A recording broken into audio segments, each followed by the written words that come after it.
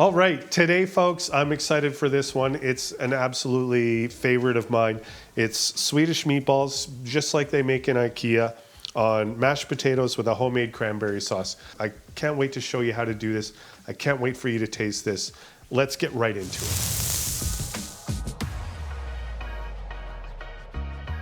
So the ingredients we're going to need to make today's dish is we're going to use beef and pork, which is the most common for Swedish meatballs. So I have about 600 grams of beef, a little over a pound, and then a little over half a pound of pork. It's about 2 pounds total. I have 2 large shallots. I have some milk and some breadcrumbs, which I'm going to pour the milk into here so the breadcrumbs can start soaking up that milk. I have 1 egg. I've got half a teaspoon of allspice. That's very important for the Swedish meatballs. And then, of course, salt and pepper to taste. It's probably going to be, I don't know, a tablespoon of each. I don't know. I like salt and pepper. We'll see. For the sauce, I have 300 milliliters of beef stock here. I've got 2 tablespoons of butter, 2 tablespoons of flour for the roux. I've got a half cup of cream, and then I have 2 tablespoons each of soy sauce and Worcestershire sauce. And then I have 1 teaspoon of yellow mustard I'm using. Most people and the recipe call for Dijon mustard, but I'm not a big fan of Dijon mustard. I don't like horseradish, so I'm just going to use some yellow mustard. And this is the great thing about recipes, is you don't have to use exactly everything it's in there. You can substitute stuff if you want. You can add more onion, you can add less onion if you don't like it. We're not baking here, so you can change things up as you want. We are going to be serving the meatballs on mashed potatoes, which I've already made, and there is a recipe for mashed potatoes. And then I'm also making a cranberry sauce over here. So I've got 12 ounces of cranberries, 3/4 cup of sugar, and half a cup of juice. In this case, it's 5 Alive, so a nice citrus juice. You can just use orange juice if you want. If you don't have juice and you don't want the extra sugar from the juice, you could use water, but you're just gonna make it more bland and less flavorful if you do that. First, we need to get our meat ready for the meatballs. So I'm just going to put this up here. We're gonna add our allspice. We're gonna add our egg, which I didn't say in the ingredients, but we do need 1 egg. Our penko breadcrumbs that have been soaking in milk and are now stuck to the dish. Now for the shallot, they were rather big, so I used only 2. You could use 1, you could use 3 if you want more, or if yours are smaller. And to get a good dice on these, we're just gonna cut the shallot in half. I cut it in half, and then I'm just gonna make a cut down here, this way, on the shallot. And then I'm just gonna cut all along here, make little cuts almost all the way to the edge, but not quite. And then we're just gonna run it along this way, and that's gonna give us a very fine dice. And if you have a piece that just doesn't want to cut, well, then get rid of it. And those will go in here as well. Now we're just gonna mix this up. You could use a spoon, you could use a fork, but honestly, it's easier to just get in there with your hands. Just gonna make sure we work that all the way through really well. Now you're probably all thinking, oh, he forgot to put salt and pepper in there. Well, I did, you're right. Thanks for thinking of it, it reminded me. I don't know, that's probably about a teaspoon or tablespoon, maybe a little over a teaspoon of pepper. Also forgot, we're gonna need 1 clove of garlic. I'm just gonna use a microplane. Just get that all mixed up in there.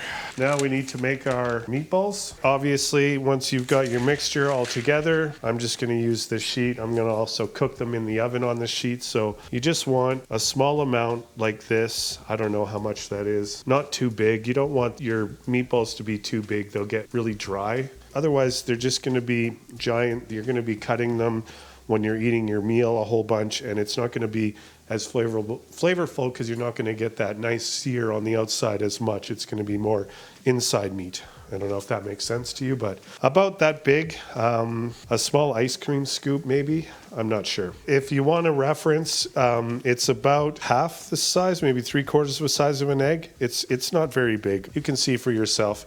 If you don't like to use the egg for the comparison, you could also use a banana. So it's about this much of a banana. So not this much, but this much. So that's about the size of the meatballs you want to get. I don't know how much we're going to get from this, but I will definitely see you in a few minutes when they're done being rolled. A few minutes later. Okay, so we're back. We got about 35 meatballs out of that.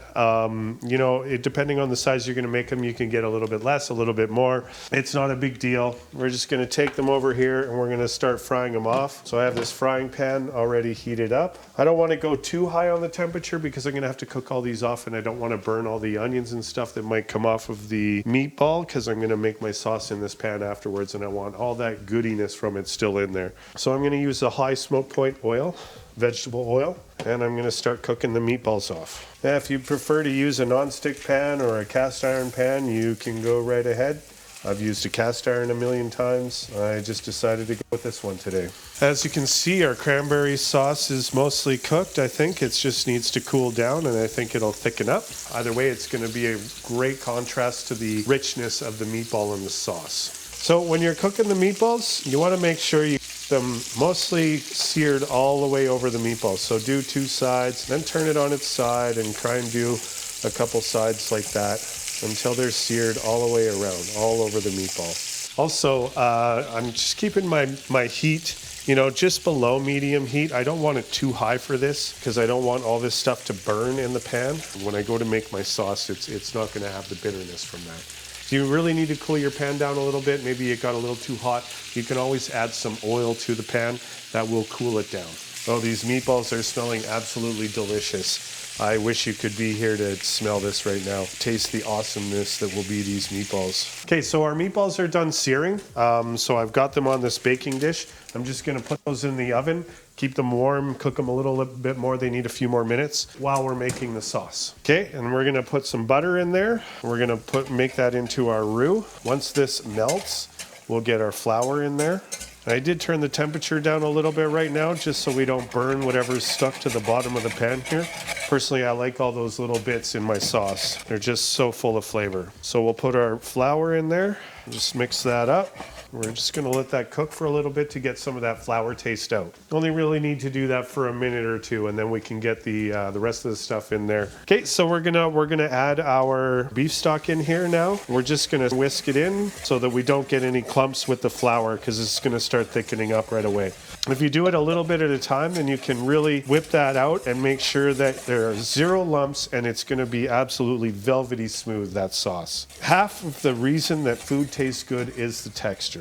As you can see, we have zero lumps in our gravy here. Okay, now we can add our cream, that's half a cup, and our Worcestershire sauce, and our soy sauce, and our teaspoon of mustard can go in now. Now we're just gonna bring this up to temperature. Now, once this starts boiling, it's really gonna do a lot of thickening again, so that's when we're gonna decide if we need to make it a little thinner or a little bit thicker. Hopefully we don't need to do thicker, but if we do need to do thicker, you can use like a cornstarch slurry or potato starch or something like that, just to bring it up, make it more thick. Okay, as you can see, our sauce is starting to boil and starting to thicken up very nicely. I don't think I want it to get too much thicker than that, so I'm just gonna turn the heat down a little bit. It's still gonna thicken up a touch, but we're gonna get those meatballs out of the oven and into the sauce and finish them off in there. Don't waste that lovely sauce. It's all that juice. And we're just gonna get those mixed up. I'm gonna turn this down to a low. We're just gonna let those meatballs sit in that sauce for a little while, just so they can absorb some of that flavor from the sauce. Also, now is a great time to test the sauce to make sure we got enough salt and pepper. As you know, if you noticed, I haven't added any yet. Definitely a little bit of salt, a little pinch, a little bit of pepper. And for all those parents out there who have children like mine, this would be the optimal time to put your whatever poison you're going to put in your food, whether that be arsenic or, I don't know, whatever other kinds of poisons you guys use to, teach your kids lessons. Okay, so our meatballs are finished. They've been cooking for a few minutes in that absolutely amazing sauce. Our potatoes are done. I put the cranberry sauce in a little jar and put it in the fridge to cool down a little bit, just because I like the contrast of temperatures as well as the acidity that it's going to bring to the dish. Now, if I went ahead and made this ahead of time like yesterday, it would probably be more like a thick jelly like you get from the store, but this is still going to be absolutely amazing. We'll get our potatoes, a nice soft pillow of potatoes in the bottom of your bowl. a little bit of a well there. After you get your potatoes, some nice meatballs in there, some cranberry sauce just on the side, a little bit of parsley. And there you have it. Absolutely amazing Swedish meatballs on pillowy soft mashed potatoes, just like IKEA makes, with a nice homemade cranberry sauce. It's chow time.